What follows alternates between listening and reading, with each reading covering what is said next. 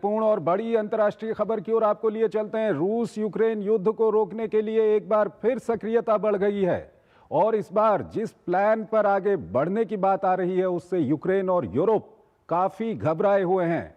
अमेरिकी राष्ट्रपति Donald Trump के निर्देश पर युद्ध रोकने को एक बार फिर सक्रियता बढ़ गई है।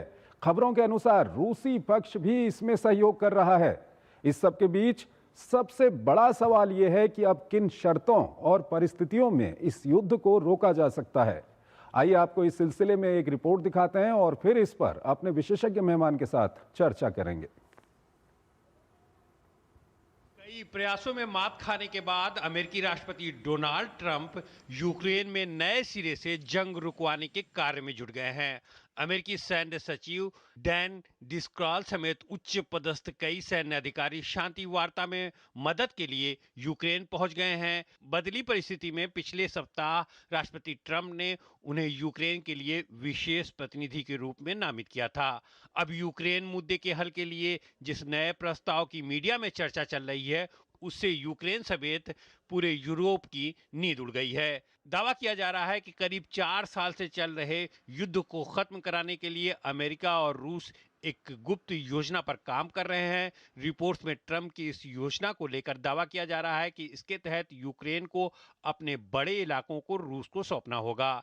यूक्रेन का पूरा डोनबास इलाका खाली करना होगा और यूक्रेनी सेना की क्षमता को आधी करने की बात भी शामिल है। एक अखबार ने दावा किया है कि इस योजना को रूस की तरफ से किरिल दिमित्रियेव ने तैयार किया है। बताया जा रहा है कि इस योजना को इस हफ्ते ट्रंप के यूक्रेन के विशेष दूत स्टीव विटकॉफ द्वारा कीव को सौंप भी दिया गया है। विटकॉफ ने हाल ही में यूक्रेन के राष्ट्रीय सुरक्षा और रक्षा परिषद के सचिव रुस्तम उमरेव से मियामी में मुलाकात की थी। इस योजना पर यूक्रेन ने कड़ा विरोध दर्ज कराते हुए कहा है कि इस तरह का कोई भी मसौदा उन्हें नहीं मिला है।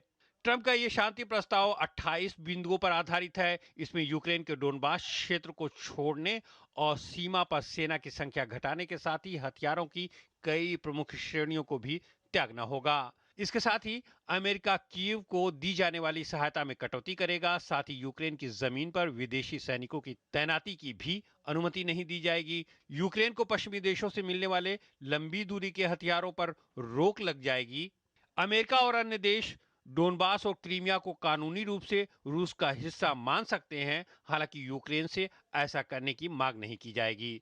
दक्षिणी खेरसान और ज़ेपोरिज़िया क्षेत्र में बातचीत के आधार पर कुछ भूभाग रूस वापस कर सकता है।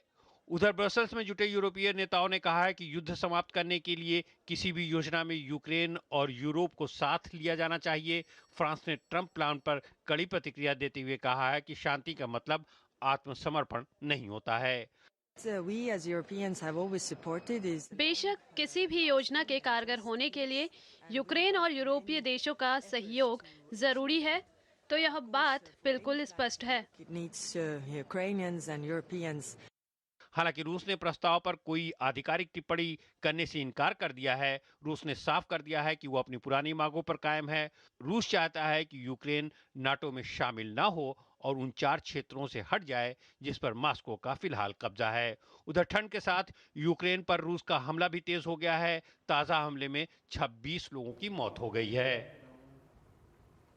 और अभी हमारे साथ हमारे खास मेहमान जुड़ेंगे, उनसे हम बातचीत करेंगे कि किस तरह से इस युद्ध को रोका जा सकता है और जो जिस तरह का प्लान सामने आ रहा है इस पर क्या यूक्रेन यूरोप राजी होंगे। इसके बाद हमने आपको बताया कि किस तरह से तैयारियां चल रही हैं रूस और यूक्रेन युद्ध को रोकने के लिए। एक नए प्लान पर चर्चा हो रही है। हमारे साथ आलोक बंसल हमारे साथ जुड़े हुए हैं, विदेशी मामलों के जानकार हैं, उनसे हम बातचीत करेंगे।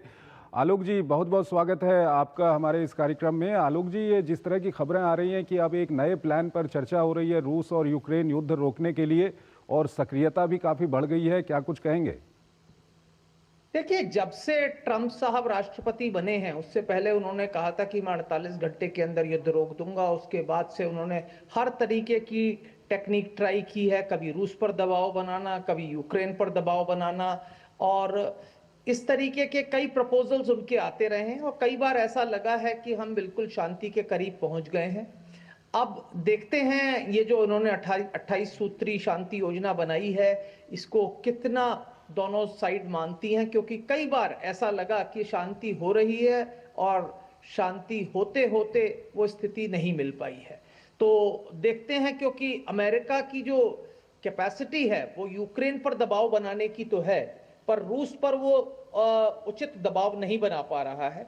और जो रूस की वाजिब मांगे हैं उनको बिना पूरा किए मुझे नहीं लगता कि ये शांति स्थापित हो पाएगी।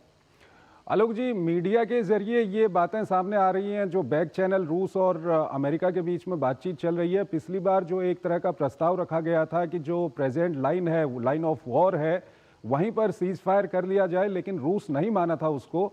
अब ये जो पॉइंट्स सामने आ रहे हैं, इसमें कहीं ना कहीं रूस की जिस तरह की मांग थी वो इसमें पूरी होती दिखाई दे रही है। और जैसा कि आप बोल रहे हैं कि यूक्रेन के ऊपर दबाव बनाने की अमेरिका की पूरी क्षमता है, तो क्या लगता है आपको, क्या ये सफल हो सकती है, ये जो योजना आ रही है सामने? ये सफल तो हो सकती है, हालांकि यूक्रेन के लिए भी आसान नहीं होगा कि अपनी भूमि छोड़ दे। अभी कुछ ऐसी भी खबरें आ रही हैं कि जो 4 राज्य थे जिनको कि रूस ने अपने में समावेश कर लिया था, उसमें से शायद 2 राज्य जो हैं, खेरसोन और एक और, उसको छोड़ दे और सिर्फ लुहांस्क और डोनेट्स्क तक सीमित रह जाए। पर अभी क्या इसके ब्लूप्रिंट हैं, क्या आगे बढ़कर होता है, कहना थोड़ा मुश्किल है। और इसमें कोई शक की बात नहीं कि दोनों ही, रूस और यूक्रेन, चाह रहे होंगे कि युद्ध विराम हो जाए, लेकिन एक ऐसी शर्तों पर हो जो उनको अपने आवाम को दिखाने के लिए उचित लगे, कि जिसमें ये नहीं लगे कि वो किसी तरीके से झुके हैं या उन्होंने अपने राष्ट्रीय हितों के साथ समझौता किया है। हालांकि अब देखते हैं आगे चलकर ये क्या होता है। दूसरी तरफ राष्ट्रपति ट्रंप के लिए भी बहुत आवश्यक है कि वो अपने जो ऑडियंस है, क्योंकि उनकी जो लोकप्रियता है वो भी कम होती चली जा रही है, और जिस तरीके के हालात अमेरिका में हैं, उनको ये भी दिखलाना आवश्यक है कि जो उन्होंने वायदे किए थे चुनाव में, उसको कुछ हद तक वो पूरा करने में सक्षम है। क्योंकि अभी जो चुनाव हुए थे, जैसा हमने देखा कि 2 राज्यों के राज्यपालों के चुनाव हुए और न्यूयॉर्क के मेयर के चुनाव हुए, उन दोनों ही तीनों में रिपब्लिकन पार्टी को भारी नुकसान मिला। तो ये लगता है कि वो भी चाह रहे होंगे कि जो उन्होंने चुनाव के दौरान वादे किए थे वो उसको दिखा सके कि हाँ, अब मैं रूस यूक्रेन युद्ध को बंद करने में सक्षम रहा हूं, और उसका श्रेय वो ले सकें। क्योंकि उन्होंने जो पहले कुछ श्रेय लेने की चेष्टा की है, जैसे भारत पाकिस्तान युद्ध में भी उन्होंने श्रेय लेने की कोशिश की और उसमें उन्हें विफलता मिली। यूरोप की भूमिका को लेकर के क्या कुछ कहेंगे? क्योंकि यूरोप जिस मजबूती के साथ यूक्रेन के साथ खड़ा है वो एक तरह से अभूतपूर्व है। हालांकि हाल के महीनों में हम कहें तो ट्रेड को लेकर के, दूसरी चीज़ों को लेकर के अमेरिका के आगे यूरोप को कहीं ना कहीं कमज़ोर होना पड़ा है। लेकिन यहाँ पर अगर इस योजना पर काम किया जाता है तो यूरोप की भूमिका कैसी लगती है आपको?